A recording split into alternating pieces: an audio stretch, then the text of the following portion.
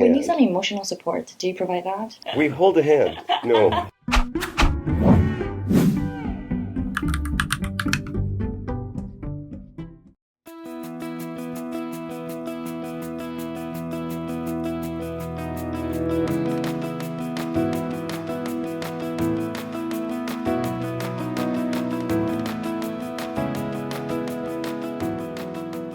So in the last two episodes, we talked about insurance and we learned so much about insurance.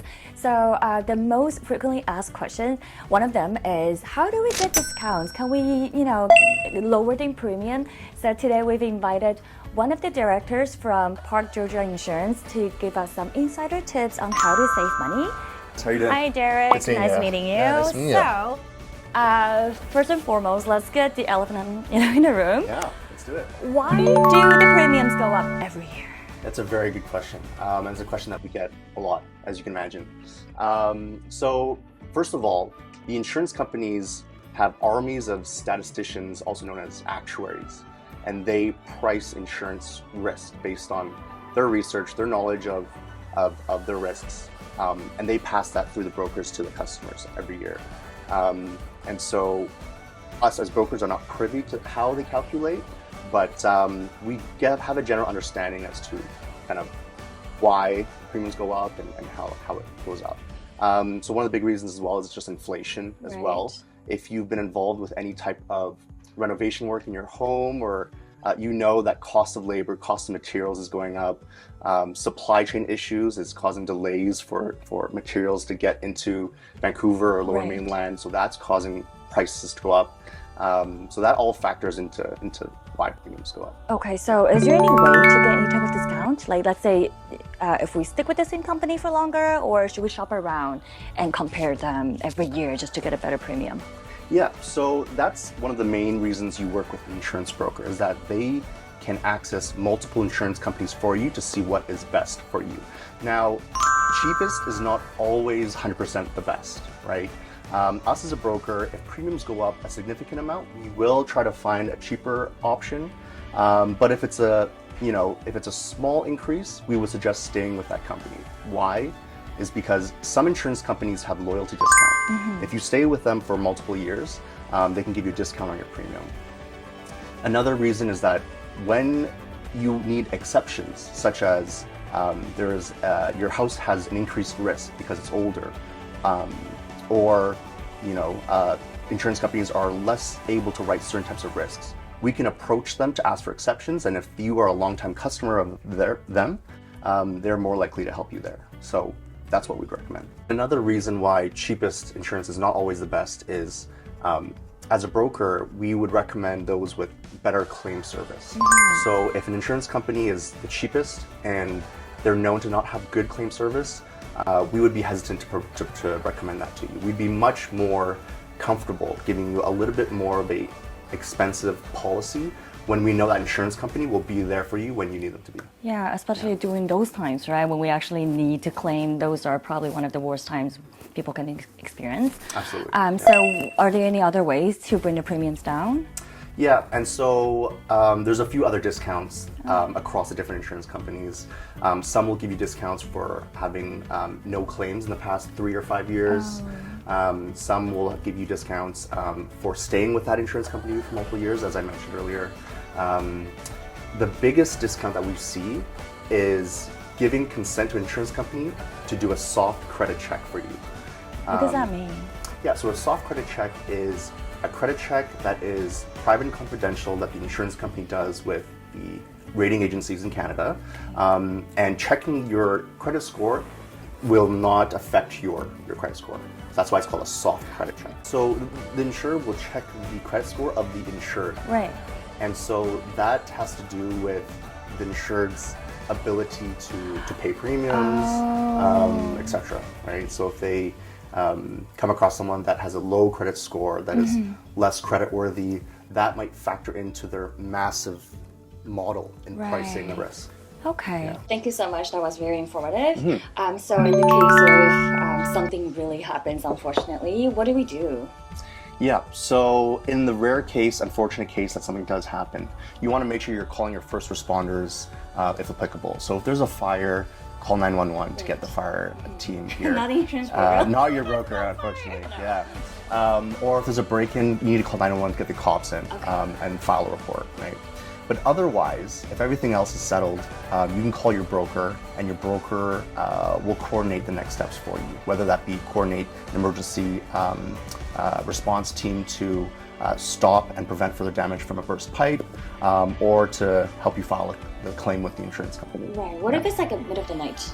No, you guys are not really in the office. Yeah. So unfortunately, us as brokers, we're not in the office 24/7, but we do have a 24/7 line, and some brokerages do have a 24/7 line, and they will, according to a script that we've designed, coordinate you with the right parties. Yeah.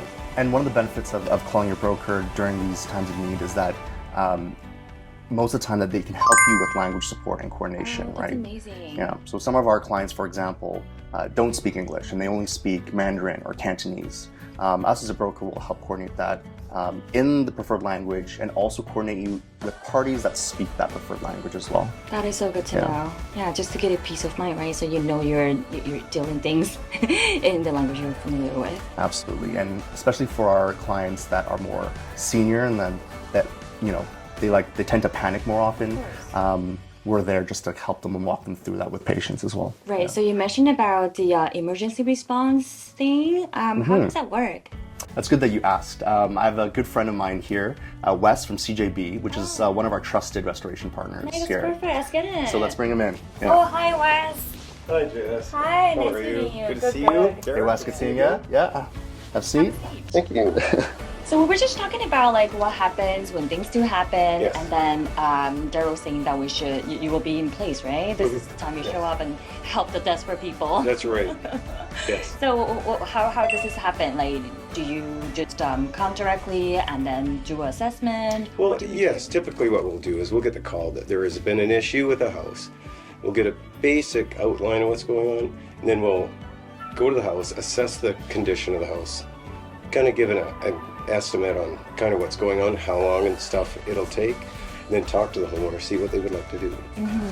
Well, I don't know if this is like an easy question or not. Like, of course, it depends on where we live. Like, how long does it take for you guys to arrive at the scene? We would probably arrive within about hour, 2 hours, somewhere in that. Not too bad. Yeah, we are geared. Our company's geared to set up for that time frame to get, because people are, this is likely one of the worst things that will happen to them in large part. So we want to get there and make sure they're comfortable and taken care of. Right.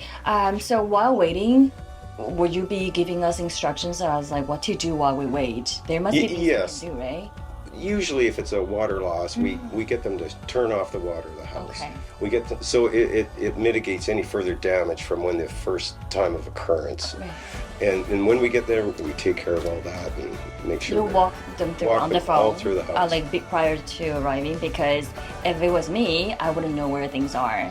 Are you gonna be able to talk to your client? I could talk you through it, because generally a lot of the water lines are in the mechanical room, and that's all focused in by the furnace, the hot water tank, that area.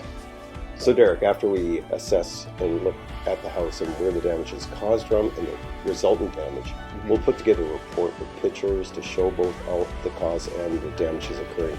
I'll send that off to you, the broker, and you again will speak with the homeowner as to what they want to decide to do.